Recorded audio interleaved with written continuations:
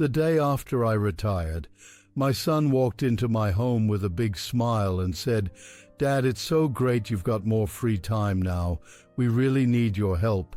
Can you watch the kids this week?" That week turned into a month, and then it turned into every day. Without a conversation, without a thank you, I didn't retire. I was quietly reassigned as the family babysitter. I'm 62, worked 41 years straight, never took a sick day unless I was dying. Raised my son alone after his mother passed. She was my whole world. I gave that boy everything. I wore the same pair of shoes for 3 winters so he could have soccer cleats. I skipped vacations so he could go to college, and I never, not once, asked for anything in return. When I finally reached retirement, I thought maybe I'd breathe again. Just a little. Take a walk in the morning. Read a book without falling asleep. Maybe even join that community art class my late wife always encouraged me to try. But instead, I was handed a diaper bag and told to make sure the snacks are organic. At first, I didn't mind. I love my grandkids. They're sweet, curious, little wild things. I liked making pancakes and walking them to school, but something shifted. Quickly, my daughter-in-law started leaving lists, sticky notes on the fridge. Please, no sugar after 3 p.m., no TV, practice spelling. Then came the texts. Can you also clean up the living room before we get home? Don't forget to put the clothes in the dryer. The tone, it wasn't asking, it was expecting, assuming, like I was staff, like I didn't have a life anymore, or a name, just, "Grandpa, can you—" I overheard her on the phone once talking to a friend. She laughed and said, "At least we don't have to pay for childcare. His dad has nothing better to do anyway." Nothing better to do. I stood in the kitchen washing sippy cups and felt something I hadn't felt in years, small, used, unseen. That night I sat alone in the den. My wife's photo still sits by the window, same place it's been for 15 years. I looked at her and whispered, "Is this what we raised him to become?" She used to say, "Don't let the world turn you into furniture. You're not here to be useful, you're here to be alive." And yet somehow I'd let myself become a piece of the house, silent, convenient, taken for granted. But something inside me stirred, a quiet voice, one I hadn't heard in a long time. It said, "Remember who you are." It happened on a Tuesday, rainy, gray, the kind of day that makes the walls feel closer. The kids were restless, crayons everywhere, paper scraps on the floor. I sat at the table just trying to keep them occupied. "Draw with us, Grandpa," my granddaughter said. I hesitated. I hadn't drawn in years, not since my 20s really. Back when sketchbooks were still a secret I kept under the mattress, when I believed I might have some kind of gift. But I picked up the pencil, and something strange happened. My hand remembered. The lines, the curves, they came back like old friends.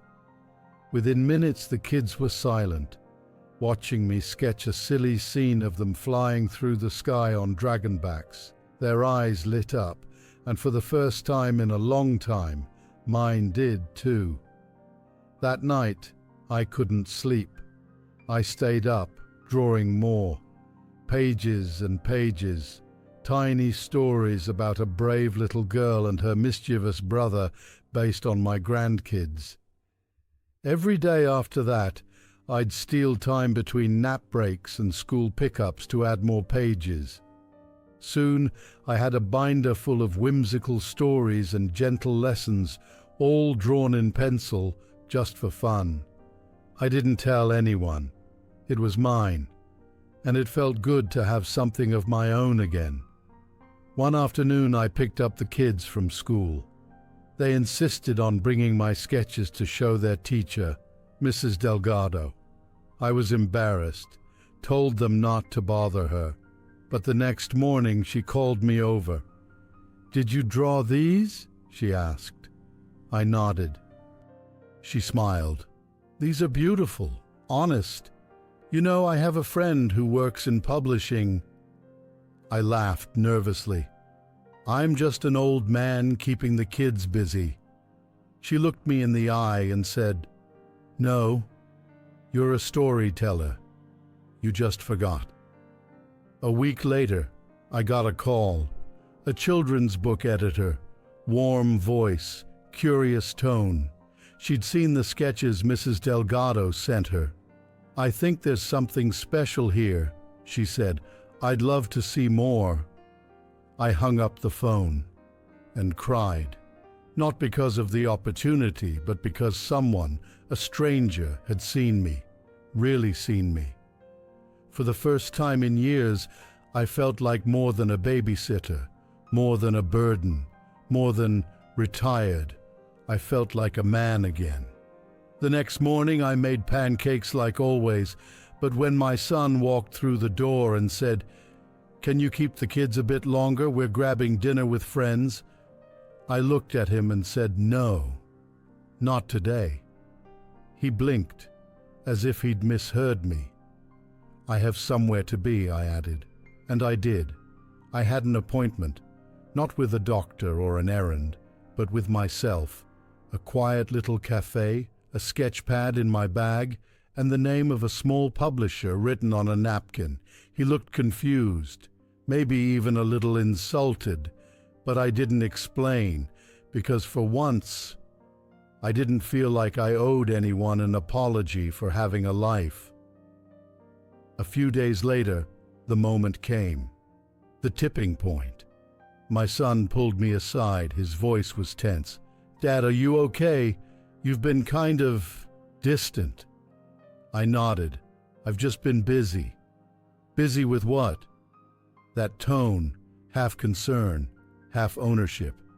I paused, then I met his eyes and said, "Busy remembering who I am." He chuckled nervously. "What does that mean?" "It means I'm not your free babysitter," I said gently. "I'm your father, and I spent decades raising you with respect. I didn't retire so you could treat me like the help. I love my grandchildren, but I also love myself." Silence. He looked stunned, not angry, just unprepared for the man standing in front of him. He wasn't looking at a tired old man anymore. He was looking at the man who once worked 2 jobs to buy him his first bike, the man who buried his wife without ever shedding a tear in front of him, just to stay strong, the man who gave everything and finally decided to give something to himself. 2 months later, I held a copy of my first published book. It was small, a simple children's story, illustrated by my own hand, but on the first page I'd written, "For Julia, who always believed I could fly," my wife's name. It didn't become a bestseller. It didn't need to, because something had changed.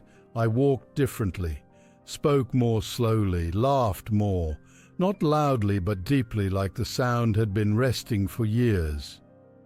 My son came by one afternoon. He held the book in his hand. He didn't say much, just sat down beside me and asked, "Why didn't you ever tell me you could draw like this?" I looked out the window. "Because I was too busy being useful." He nodded, quiet, then whispered, "I'm sorry, Dad. I really didn't see it." I turned to him, put a hand on his shoulder. "You didn't have to see it, but now that I do, I'm not letting it go."